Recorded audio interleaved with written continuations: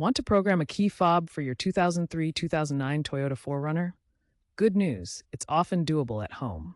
These models use a basic remote keyless entry system operating at 314 MHz. You can add new fobs or erase old ones without expensive dealership tools. The fundamental process involves cycling the ignition, pressing buttons on the fob, like lock-unlock, and waiting for confirmation, horn chirps, or light flashes. You'll need your key and the new fob. Erasing all fobs is useful when a key is lost, while adding simply integrates a new fob without affecting existing ones. You can program up to 4 fobs. If unsure, inaccurate programming can lead to vehicle security issues or ECU errors. Always verify compatibility or consult a professional. Third-party key fobs are also an option from brands like Keyless Ride and Amazon Basics that are often cheaper and easier to program. While the traditional ignition cycling method works, newer options exist.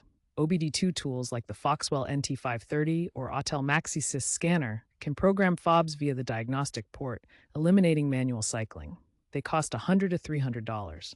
Also, apps with OBD2 dongles are becoming a trend. To program manually, start by ensuring all doors are unlocked. Then, insert and remove the key from the ignition twice. Next, close and open the driver's side door twice. Insert and remove the key once. Close and open the driver's door twice again. Insert the key and close the door. Turn the ignition to on, then off. Remove the key. The door locks should cycle automatically, indicating programming mode.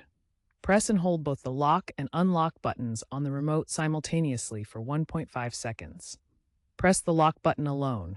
The doors should lock and unlock. If successful, programming is complete. Finally, DIY saves money, roughly $150 per fob compared to dealership programming.